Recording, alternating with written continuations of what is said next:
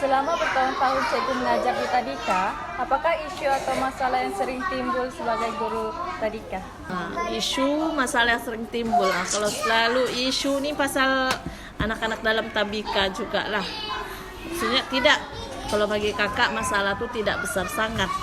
Kalau setakat melibatkan anak-anak sebab dorang ni baru membesar, tengah explore. Jadi tidak ada juga isu besar sangat kalau dalam kalangan budak-budak. Kejap dorang bergaduh, kejap lagi dorang berbaik. Tapi dia akan jadi besar bila melibatkan ibu bapa. Bila anak balik, kadang-kadang anak balik menyampaikan cerita. Kalau jenis ibu bapa yang faham akan tanya kita direct kan, apa masalah, suruh cikgu tu siasat ke apa. Kadang-kadang kalau yang orang bilang yang pandai handle lah begitu. Tapi kalau jenis yang percaya, orang bilang percaya buta tuli ke apa nama dia, direct jak percaya dengan cerita anak, itu yang jadi isu, jadi masalah. Contoh yang baru ni kakak pernah lalui lah. Bagi kakak itu tidak juga jadi masalah besar, tapi macam dia menjejaskan kita punya emosi jugalah. Sebab tidak pernah kakak lalui begitu. Ini bukan setakat ibu bapa, tapi melibatkan neneknya sekali. Terjaga kakak dalam telepon. Kita cerita kronologi cerita kan supaya tahu. Jadi ada budak tahun, kira kakak macam tahun lepas tambah juga tuh. Jadi ada budak ni, kira budak baru 6 tahun baru masuk. Kalau cakap nakal, dah juga kita boleh cakap budak nakal kan. Tapi orang bilang tengah melasak, gitu, tengah aktif lah. Jadi tak tahu macam mana sebab nenek dia ni suka bagi bekal. Bagi bekal pergi sekolah. Sebenarnya kalau ditabikan tak payah pun bawa bekal sebab ada makanan juga kan. Sepagi makan, minum pagi, kejap lagi dia harus balik makan. Jadi macam istilah makan tiada masalah, tapi mungkin nenek dia rajin lah mau bagi bekal. Sekalinya kebetulan time tu, tak tahu di mana silapnya, tu bekal cucu dia tu kena buang lah pula dalam tong sampah tanpa ditahu siapa yang membuang. Tak tahu siapa yang membuang, tapi masalahnya bila kita tanya tu budak, kita cakap lah bah budak tu nama lah kan. Dia cakap boleh kita kira menjaga lah. Budak tu yang siapa si ni cikgu tanya lah konon siapa yang buang, siapa punya bekal. Tapi dia tidak time tu dia tak mengaku tu bekal dia. Tak mengaku satu hal, dia tak mengaku itu bekal dia. Tidak tahu cikgu siapa punya. Okey. Dia tidak tahu siapa punya bekal. Jadi kita pun ambil tu bekal, bagilah di dapur kan tempat dorang cikgu Alin dekat pembantu. Lepas tu tak lama time pulang jam 12. Kakak rehat lah kan. Rehat. Tiba-tiba ada pula bunyi telefon. Cakap siapa punya number, balik-balik telefon. Karena kakak ni kalau ada orang telefon memang macam kita tak tahu nombor kan. Sekarang gitu tiba-tiba neneknya pula yang menerja. Dia cakap, cikgu siapa juga punya kerja pergi buang si ni punya bekal. Kita pun tergamang. Siapa ni?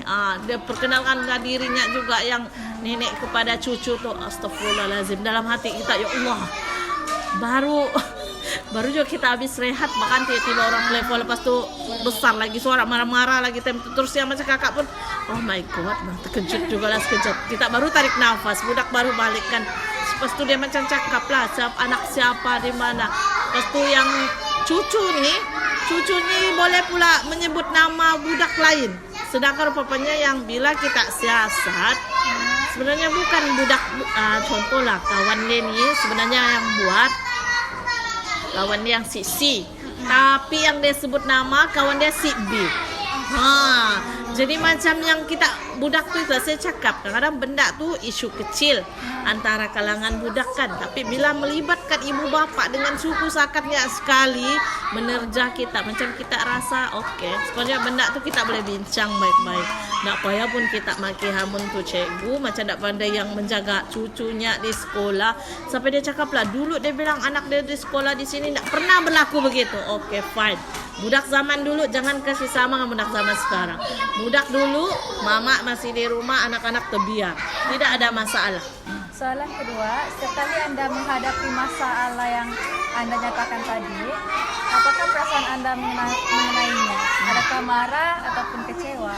Sangat-sangat kecewa sebab benda tuh kita orang bilang kita boleh bincang baik-baik, boleh kita orang bilang dari saluran yang betul, tidak perlu kerja secara yang begitu kan, kita marah-marah tanpa usul periksa. Sebab benda tuh kita kalau kita tahu kita boleh siasat macam mana jalan cerita dia. Jadi lepas tu macam yang bukan setakat nenek tu yang menerjah, bapaknya datang mau ambil tindakan dengan budak tu. Ya, dia cakap kalau ada budak tu tempo, dia memang mau macam mau buat yang orang bilang kekasaran lah. Tidak patut lah, kalau bagi kakak tidak wajar. Tidak wajar dia buat begitu. Dia datang tabika, ambil tu bekal, konon yang dibuang tu kan. Pas tu tanpa usul periksa dia mau marah tu anak orang. Bagi kakak itu tidak betul. Selagi anak-anak dalam tabika itu tanggung jawab kita lah macam sebagai guru. Kita perlu lindungi anak-anak tu. So bagi kakak benda tu perkara kecil lah, bahkan orang bilang attitude sejak lah budak tu kita boleh sejak pun kita kasih apa orang bilang bagi nasihat dengan budak jangan buat gitu, mana lah budak faham kan apa yang orang buat tu betul ke salah. Jadi kita ni yang orang bilang orang dewasa kita yang perlu tegur, bukan cara dia begitulah. Cuma kakak kecewa sikit lah tindakan dia. Soalan ketiga, walaupun masalah ini muncul, adakah yang menjelaskan rutin kehidupan harian sebagai guru tadika? Kalau mencejaskan rutin harian dia adalah juga kan. Cuma macam bila perkara tu berlaku, time tu sajalah yang kakak rasa macam kecewa begitu. Tapi bila sudah hari keesokan hari-harinya kita tengok budak-budak balik, tidak juga lah. Tidak juga dia menjejaskan sangat. Sebab kakak macam perkara kecil lah juga. Jangan sejalan macam ibu bapak tu terlalu macam orang bilang yang bilang lah betul. Cikgu tu tak betul. Jadi kalau begitu, kalau bagi kakak bagus kita kasih, janganlah orang bilang kan buat begitu kasih besar-besar tu isu bah. Ambil saja sebab guru pun mengajar anak dia. Anggap pun cikgunya pun menganggap budak tu macam anak-anak dia sudah di dalam sekolah. Jadi tidak ada masalah besar lah, benda boleh settle. Ya, tidak juga lah menjejaskan sangat anak sih. 4. Bolehkah Anda berkongsi cabaran paling tidak dijangka yang Anda hadapi? Cabaran yang tidak keadaan yang paling sukar di antara semua masalah itu. Ada lagi yang besar? Isu lagi besar. Kalau setakat ini tidak juga lah. Iya, macam yang biasa-biasa saja. Tidak juga lah yang terlalu besar. Dan sebulan zalik palis-palis kan. Setakat ini kakak rasa tidak ada juga lah cabaran yang terlalu besar kakak hadapi. Cabaran rutin-rutin biasa tuh iya. Iya, melibatkan kerja normal lah. Kadang-kadang kita perlu yang kejar-kejar deadline kerja begitu. Iya, kira cabaran lah. Pada pendapat cikgu, apakah penyebab bagi masalah-masalah yang cikgu nyatakan tadi? Penyebab dia mungkin ibu bapak terlalu percayakan anak lah. Macam tidak bagi dengan kepercayaan tu kepada guru. Untuk handle masalah tu. Contohnya macam ada masalah begitu yang kakak macam cerita tadi, dorang ambil apa orang bilang terus percaya. Percaya dengan kata-kata anak dorang atau cucu dorang tanpa usul periksa. Bagi kita peluang. Bagi kita peluang siasat dulu kan apa sebenarnya perkara tu berlaku, sebab dia macam jadi masalah besar lah kalau bagi kakak begitu. Selain itu, apakah faktor yang mendorong kepada masalah ini? Faktor Dari segi ibu bapak memanjakan anak betul kan. Macam gitu, macam yang terlalu ikut-ikut anak. Bagi ibu bapak tuh anak dorang lah yang paling baik, anak dorang lah yang paling bagus dinampak di mata dorang. Tapi masalahnya lagi dorang nampak anak orang lain tuh yang tidak bagus. Attitude anak orang lain tuh tidak bagus, tidak boleh begitu. Kita anak-anak zaman sekarang kita tidak boleh percaya, sangat tidak pandai menipu. Sebab sekarang nih budak-budak semua terdedah dengan gadgetnya, persekitarannya, macam-macam dorang boleh untuk orang bilang backup diri sendiri lah kan. Macam kita dulu kalau buat salah, mana juga kita mau terus terang kita buat salah. Kita mau cover diri sendiri. Macam anak zaman sekarang pun begitu. Tak boleh juga kita orang bilang budak batu cikgu tidak pandai bohong, tak boleh. tidak boleh dipercayai. Nah, bukan kita cakap budak tuh cakap bohong, tapi kita kena siasat dulu. Betulkah tidak apa yang anak tuh cakap supaya tidak jadi isu kan? Apakah kesan kalau isu ini tidak ditangani? Kesan kepada ibu bapa, kesan kepada budak-budak, dan kesan kepada cikgu sendiri. Oh, tiga kesannya kepada ibu bapak. Ibu bapak tuh kita akan susah lah orang bilang kita mau berkomunikasi dengan dia. Sebab kita pun macam apa orang cakap?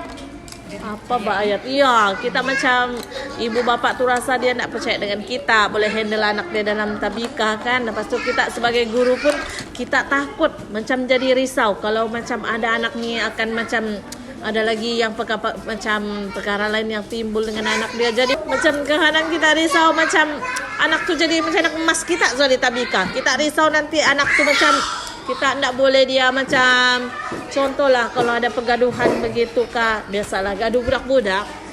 Kita tidak mau dia terikut, kita tidak mau lah dia macam terlalu aktif di tabika. Semua benda lah kita takut dia akan ikut buat begitu. Macam seolah-olah dia macam mau kita cakap terpulau, tidaklah juga. Tapi kita macam pasti jadi dia macam anak emas pula. Tidak boleh ada apa-apa jadi dengan dia.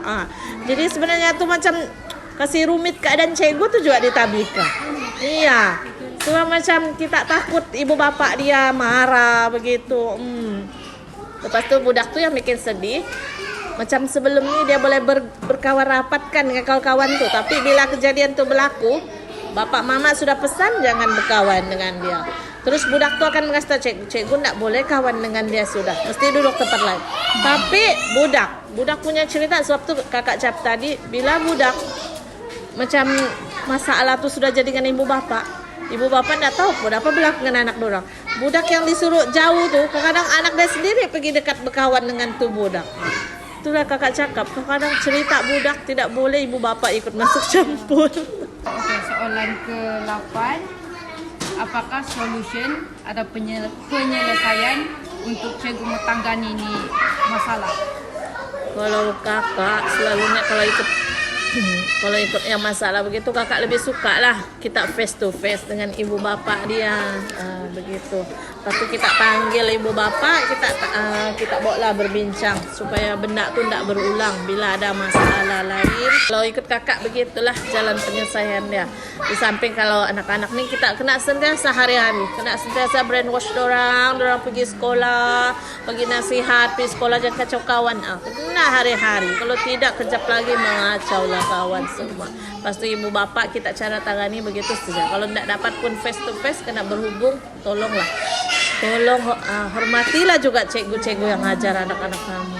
Jangan sikit-sikit mau terjah orang bilang.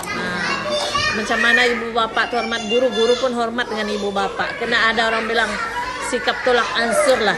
Tidak ada guru tu yang mau anak-anak dalam tabika ni cedera oleh kawan dia yang lain kan. Ada yang macam berkelakuan yang tak sopan dan tabika orang bilang bah. Ibu bapak pun kena bagilah kepercayaan dengan guru untuk handle anak-anak orang. Okey, soalan dari saya. Bolehkah cikgu kongsi pengalaman cikgu ketika cikgu sedang mengatasi masalah tersebut dengan ibu bapa yang tadi itu? Kalau macam mengatasi masalah itu, kalau macam ikut kakak tadi, kita face to face lah. Kita pun orang bilang pintu sentiasa terbuka. Bukannya orang bilang kita suruh dong datang tu mau cari gaduh, tidak. Kita mau cari jalan penyelesaian. Apa-apa masalah dengan anak-anak dorang samalah juga macam masalah kita begitu. Sebab anak-anak dorang pun bila di tabika kita ibaratkan macam anak kita juga. Begitu. Jadi kita kena sentiasa ada hubungan dua hala lah dengan ibu bapa.